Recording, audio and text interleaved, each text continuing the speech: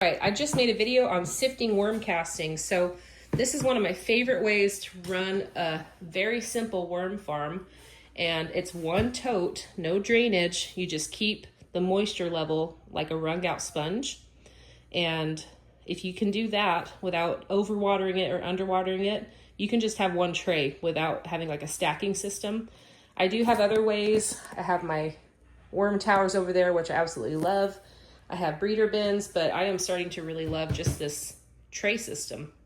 And it's kind of, I think it's called like a ping pong system, but basically you have bedding, you feed one side, which we're about to look at that right now.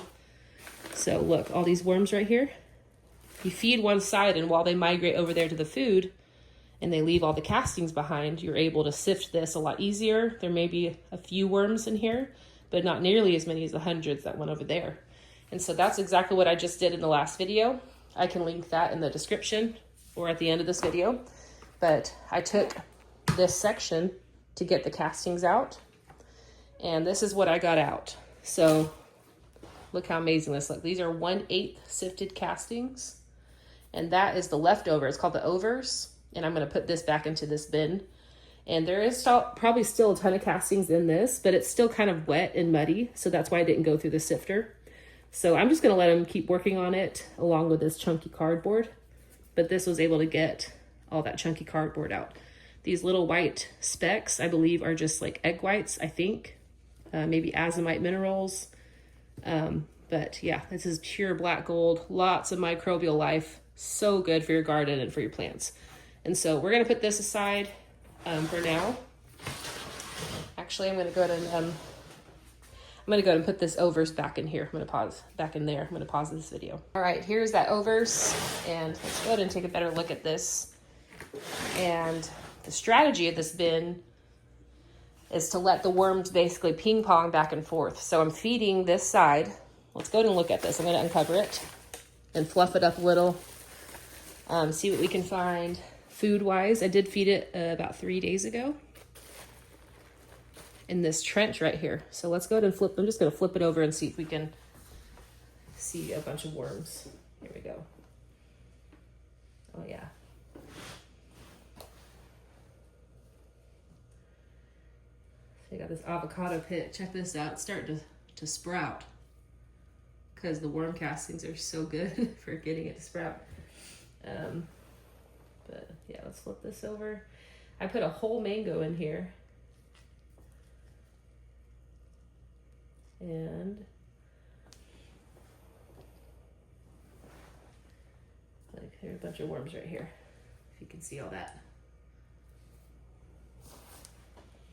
I normally wouldn't be flipping it over. I would just let them continue to work, but for video's sake, I'm just trying to show you these worms. So I'm fluffing this up a little, seeing what is left. Man, I just fed this 3 days ago. There's not very much food left in here except for this whole mango, which I expected. I put a bunch of worm chow, veggie powder, as well as a bunch of frozen foods. This is actually something still. I think that's like a frozen strawberry or something. Yeah, we are.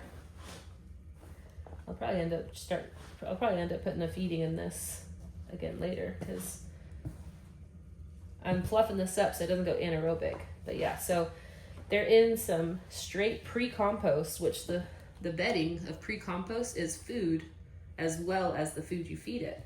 So they're eating this, eating the bedding. As most of this is turned into castings, I'll start feeding that side and all the worms will start migrating over there.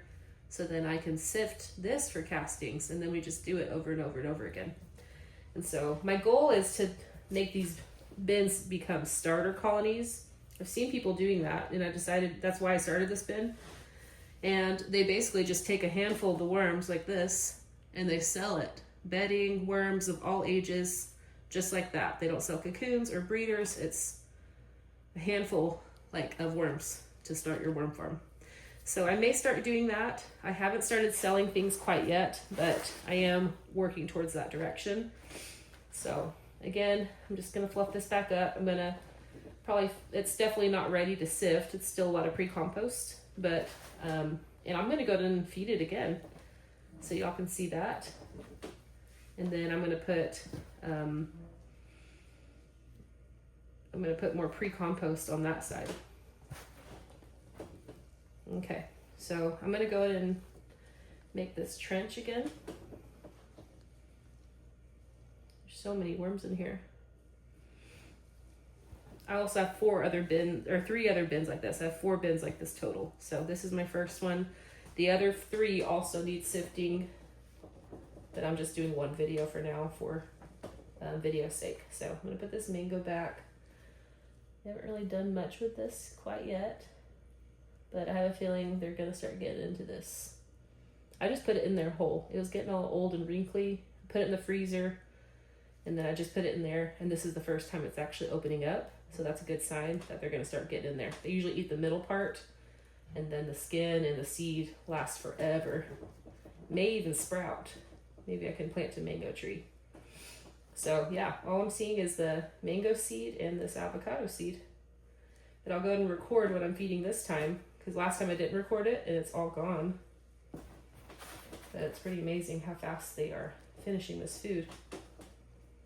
So I'm making this little trench and I'm gonna throw some food in here. Okay, my mom had this nasty bag of lettuce. I froze it, and I'm gonna put it in here. They go through lettuce so fast, especially if you freeze it. This is considered fast food. Things that they'll eat super fast, and then like a mango or like an avocado seed is really slow food. It's good to have a mixture of both. Got some frozen strawberries. They'll probably move away from this for a second, and as it thaws out, they'll come back to it. Put that in there. Got some grapes that got wrinkly in the back of the fridge, frozen. Throw those in there. My homemade veggie powder that I made from my electric compost. It's not just veggies, but it's like eggshells and cardboard, all grinded up in an electric composter. And I blend it up and turn it into this powder. So it's more surface area and easier for them to eat. So that just gives more variety. And I have this homemade worm chow, which it has grit in there, which worms need to digest their food because they have gizzards. So that's about how big of a feeding I fed last time, and they ate all of it except for the mango.